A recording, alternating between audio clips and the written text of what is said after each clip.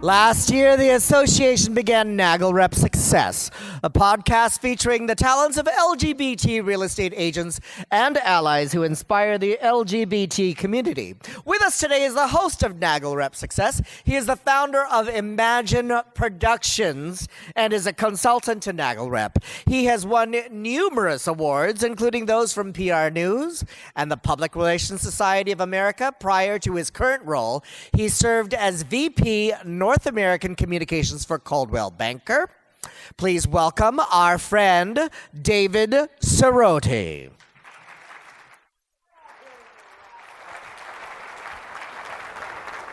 Also here to join us is the Senior Advisor and National LGBT Liaison at AARP, AARP. His LinkedIn page includes a graphic that reads, "Change the World," and he's been doing that since he was a little kid. We will learn about the amazing life of one of America's most recognized LGBT leaders, including his early start with Oprah, the queen of all things, having his wedding showcased on WeTV, his grassroots efforts to support President Obama, to today's role of championing the needs of aging LGBTs in his role at AARP. Please welcome, he has the coolest name on earth, Dr. Nii-Quartelai Quartey. Good to see you. Who's 50? Raise your hand if you're 50. Dude, these are your people. My people? These are your people. Tote bags, movie tickets. Everybody getting the envelopes from Nii-Quartelai? That's what he does at AARP. Woo. What's going on, NAGLREP? He seals envelopes and puts stamps on there. Lots and lots of stamps. Lots of stamps. Yes. And he's got a really cool office in Washington, D.C., and he's a great guy. Now, do you guys know what your first name means? Did you ever Google it? Are you living up to that name? Because this guy does. All right, so tell us about your name. Okay, so I get this question all the time, and most people are surprised to learn that my older brothers are David, James, John, and Joseph. It's true. And my name is Nii-Quartelai. It's from Ghana, and the intention behind my name is that I'm caregiver of the family. Caregiver of the family. And so there it is. And you are a caregiver there. Five kids, five brothers. Youngest of five. So Best diplomatic training you'll ever get, being the youngest of five boys. So you're the caregiver of the family. You learned how to be political. You learned how to take care of people. And then at 13 years old, you started to really begin to live up to your name, didn't you? Some people would say, a few people would say. And what Nii-Quartelai did when he was 13, so 8th grade, 7th? 8th grade. 8th grade. He started Had a lot more hair. You were adorable. I think Jeff's going to show us a picture. But he started, there you go. At 13 years old in his middle school, he started a program called Sequoia's Angels. Yeah. And he got everybody in the school to donate to the charity, and the goal was, at 13, I'm still blown away by this, he wanted to send underprivileged kids to college. It's true. And he was going to get his 13-year-old buddies to donate, and if you Google his name, you'll see a video, you see these cute little kids all those years ago coming up with their change and dumping it in a big bucket, and it was pretty cool for you. But then something really happened. Some people found out about it. You walked home and from school, you walked in and your mom scared the hell out of you, didn't she? well, she didn't scare me, but she did surprise me. And so I came home from school, was planning that rally that day. Mom was on the phone, and she gets off, and she has this look on her face. I'm thinking, oh, what did I do? And it turns out she was on the phone with Oprah's producers, and Oprah's producers said, wow, she really digs what you're doing, and she wants to meet you. And at 13, I thought, okay, that's kind of cool. And then Mom said, but it doesn't stop there. She wants to invite you to be a guest on her show and talk about some of the charity work that you're doing here in the community. And so I think, this is a very interesting story to bring up, and I rarely talk about this because it was so long ago, but it was this opportunity that really put me on the trajectory that I'm on today. I likely would not be doing the work I'm doing, community engagement work, public affairs work, had I not had that experience. It must have been pretty cool for a 13-year-old kid. First, you're on San Francisco TV, then you go home and you find out you're going to be going on Oprah. But you also learned selflessness from your mom in this scenario. What happened with your mom? I don't know a person in America that would turn down an opportunity to meet Oprah. Well, in fact, I do. That's my mom. Oprah's producers wanted my mom and me to be a guest of hers in Chicago. And just so you get a sense of who my mom is, my mom said, you don't see a lot of black young boys on daytime television with their fathers. I think you should go with his dad. And I did. And it was, till today, one of the most awesome memories I have with my dad, who has since passed. But that's where I sort of learned that sort of selflessness and that servant leadership. So let's give my mom a big hand. She's not here. You should appreciate me telling the story, though. And she's certainly proud of you. And then you went to USC. I did. Pepperdine. And you got to be the smartest damn person in this room because you got a PhD. So you got a cool name and you're a doctor. So you got it going.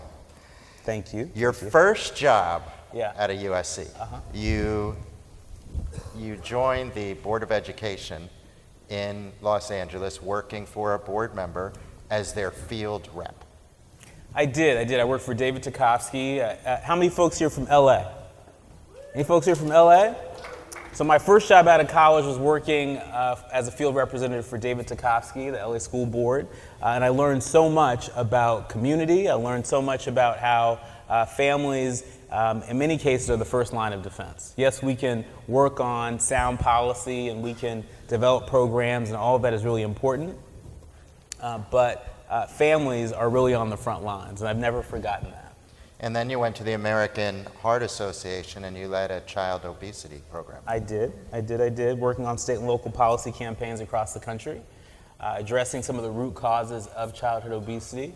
I've worked on youth issues and I've worked on senior issues and so much in between. Now this is a guy who has broken cultural barriers in every position he's had, because not only is he first generation college student, American with your dad's side. First generation American, yeah. Then being black. Yep. Gay. Yep. But you never shied away from it. Nope. And you championed it and people accepted you. Did you have any challenges along the way? Oh, plenty of challenges. Just had a challenge on the flight coming here yesterday. What happened? There was a gentleman that had some issues. We'll just put it that way. He had issues, Yeah, on the flight. And he was feeling kind of feisty. We'll just put it that way. There are challenges every day. There are challenges that each and every one of us experience in our lives and our work every day. The question is, what impact do we want to make? What change do we want to lead? And what is it going to take? There's a lot of sacrifice. My husband and I are, bi-coastal, which means that we don't see each other every single day, but it's a sacrifice that we make and for the work that we're committed to. My husband is a producer. He works in reality TV. Anybody ever familiar with Alec? You got to talk to him. You got a gig here. Yes. Iyanla Fix My Life. Anybody ever see that show on the Oprah Winfrey Network? A few folks. So he's a producer on that show and has been working in reality TV for a long time. That's really cool that you've got the broadcasting, make money, entertain people, and then your side. Now, what's really cool about Nii-Quartelai is that he kind of jumped into the LGBT community with his role. But it was one of those examples where you're here in life, you make your own breaks. And he was studying for his PhD at Pepperdine, and one of the assignments was to go to Washington, D.C. and meet with people and talk to people, and a homework assignment turned into a job offer. True, very true, very true. My dissertation research looked at how executive champions influence corporate activism on LGBT rights. And a colleague introduced me to an executive at AARP that wanted to lunch with me, and maybe about 20 minutes into that lunch, it was turning into a job interview, and now I've been at AARP for a couple years.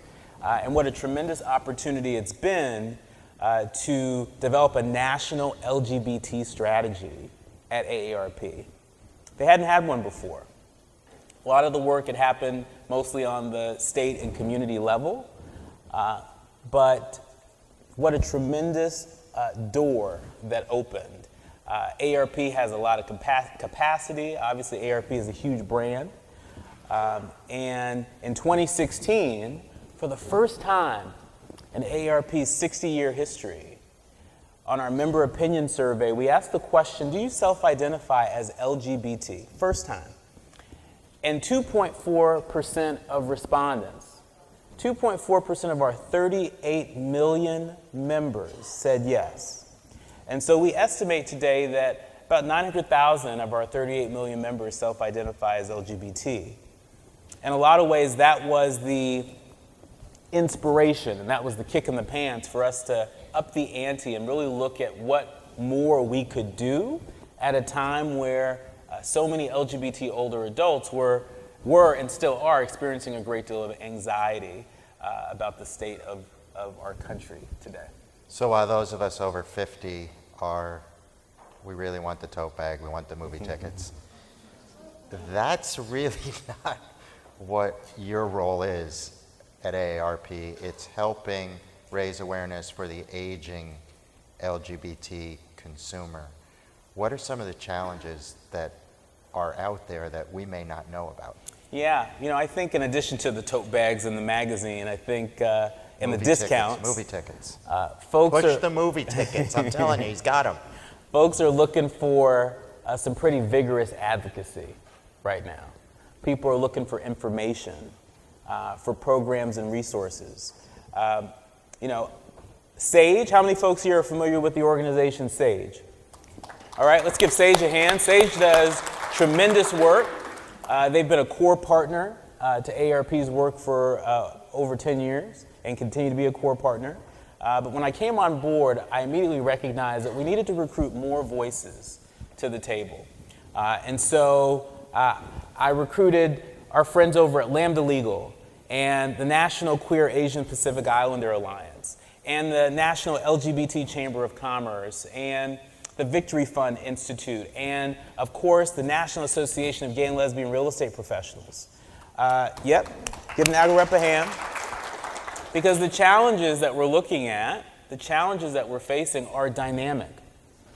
And so we need a dynamic chorus of voices, a dynamic group of organizations that have various competencies that together with AARP's reach and our ability to persuade as an ally organization, we can really move the needle on some things. And I think for those who were here last year and we heard from Cleve, and you kind of realize what the older LGBT population went through and the challenges both economically and societal Sure. challenges, that it created a problem for the aging LGBT person that you're seeing play out every day. What are some of the real challenges that are happening every day? Well, issues related to social isolation came up as a major issue in our Maintaining Dignity survey. It was AARP's landmark LGBT research. We released it publicly in March of this year. If you go to aarp.org/pride, you can download the full report and questionnaire and all that. But we saw that social isolation was an issue. Over 3/4 of the folks we surveyed had some fear, some anxiety around their social network sort of thinning. There was great concern related to housing. And a significant number of the folks that we surveyed, I think over a third of the folks that we surveyed, were concerned that they would have to hide their sexual identity in order to obtain suitable housing as they age. Now, just pause for a moment and take that in. Imagine, being of a certain age, of a certain, in a certain place in your life, a certain phase in your life, where suddenly going back in the closet seems like a viable option, or may seem like your only option. We were intentional in the design of this research to make sure that it included insights from LGBT folks of color, from LGBT folks in urban areas and rural areas, in towns and suburbs. And so there's some rich geographic diversity in this research. And so many more insights that I think will be helpful to the real estate professionals in the room that are on the front lines. Oftentimes your clients, the consumers, they want to know what should they be thinking about. What should they be thinking about? What should they be considering?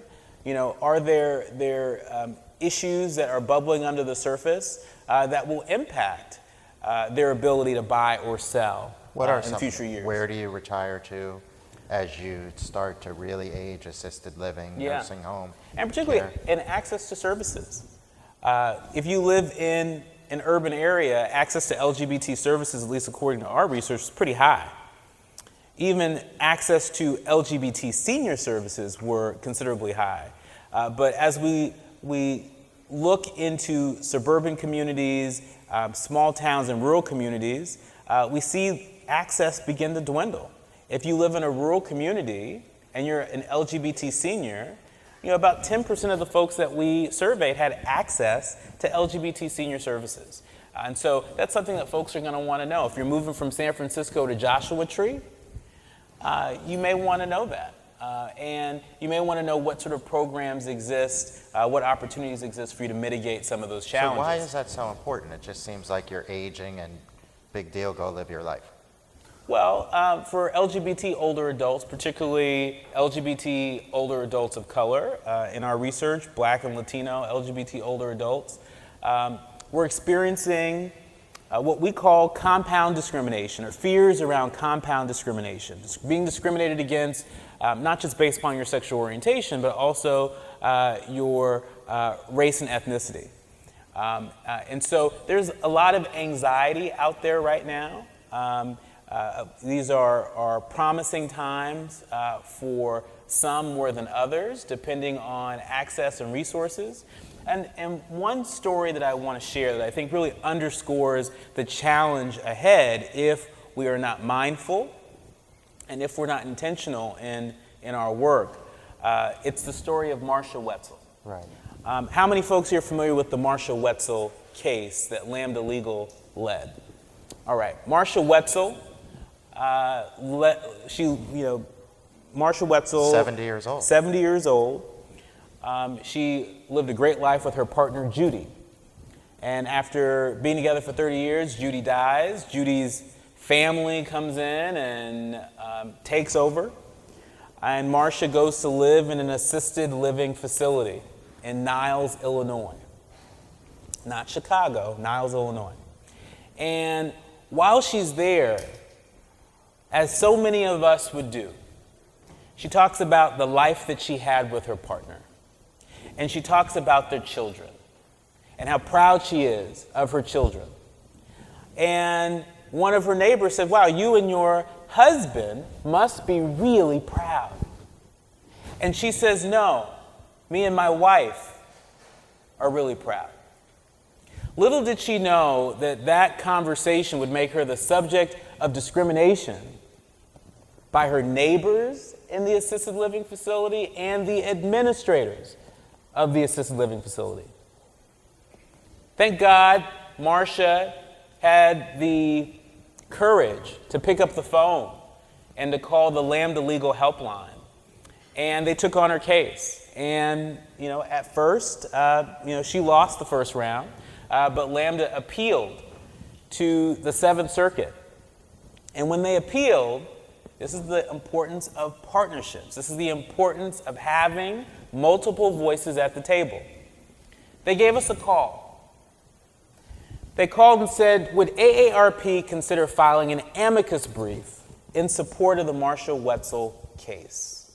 And what is an amicus brief? An amicus brief, a friend of the court brief. Basically, we make an argument for how and why we support the plaintiff in the case in ways that are consistent with our mission and our values. So it brought the biggest of the big dogs in. We'd like to think that we contributed a great deal.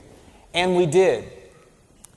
And in following that amicus brief, I've got to say it was one of my proudest days on the job at AARP. I was a year in, and my proudest day was getting that email from Bill Rivera, our SVP of Foundation Litigation, attaching the brief. There it was. It was filed. It was public. This is a big deal for AARP. And so imagine how ecstatic we were earlier this year, maybe a few months ago, when the Seventh Circuit judge ruled in favor of Marcia Wetzel and put landlords and administrators of facilities across the country on notice that you are responsible for any discrimination that happens within your four walls. That is a demonstration of the power of partnerships, the power of working together, and also a demonstration of AARP being an ally to the LGBT community, not just in what we say, but what we do. And what?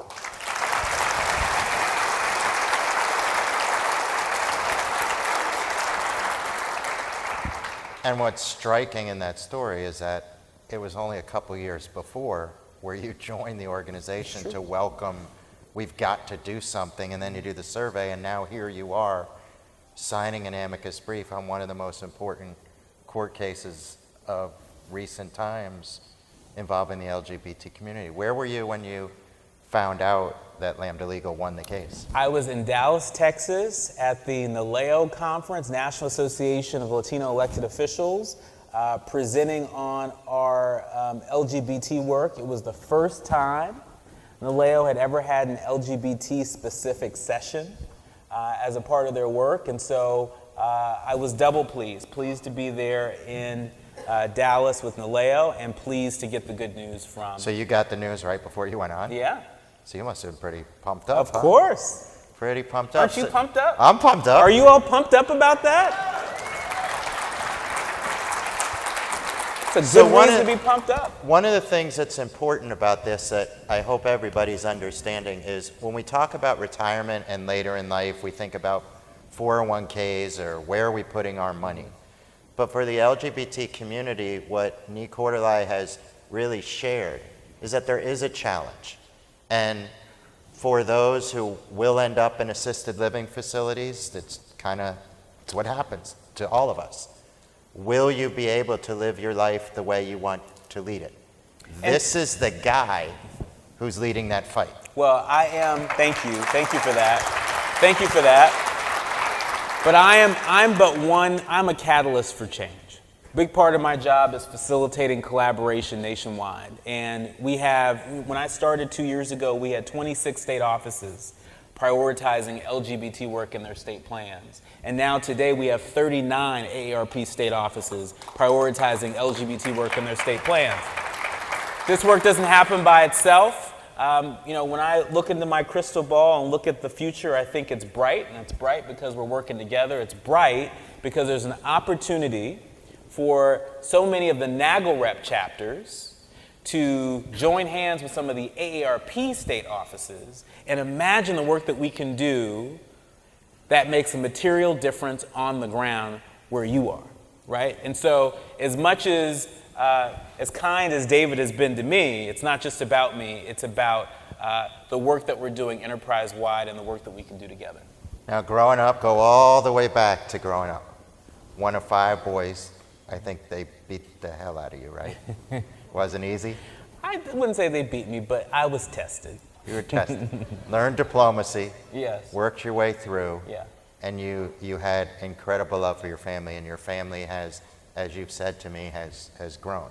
Yeah. And go back to what his name means, caregiver of the family. And David, while we're talking about caregivers, I think the previous speaker had mentioned millennials and how there's an incredible opportunity for folks in the room to engage more millennial home buyers and sellers, etc. We released a report on millennial caregivers a few months ago, and we found that 12% of older millennials self-identify as LGBT. 12% of older millennials. Younger millennials, 18 to 24, 17% of them self-identify as LGBT. And so why is that important for the folks in the room? Caregiving is not going away as an issue that will touch all of our lives. There are 40 million caregivers across the country and growing with very specific needs. And that translates in some very specific ways related to housing. And so I hope you all will take a look at that report at aarp.org/caregiving and go to aarp.org/pride to keep up on all the great work that we have afoot on LGBT issues nationwide. All right, so as all of us age and we can no longer see the big movie screen, you'll be starting a streaming thing for us that we can watch at home? Maybe. Okay. I just want you to know he is the caregiver of this family, and he will take care of all of us as we age, enter into our 50s and beyond, and with a guy like Nii-Quartelai, I think all of us are going to be all right. Thank you. Thank you. Thank you, David.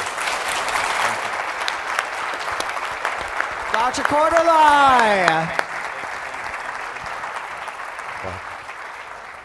Will you be my caregiver? I'm aging. I'll take that as a yes.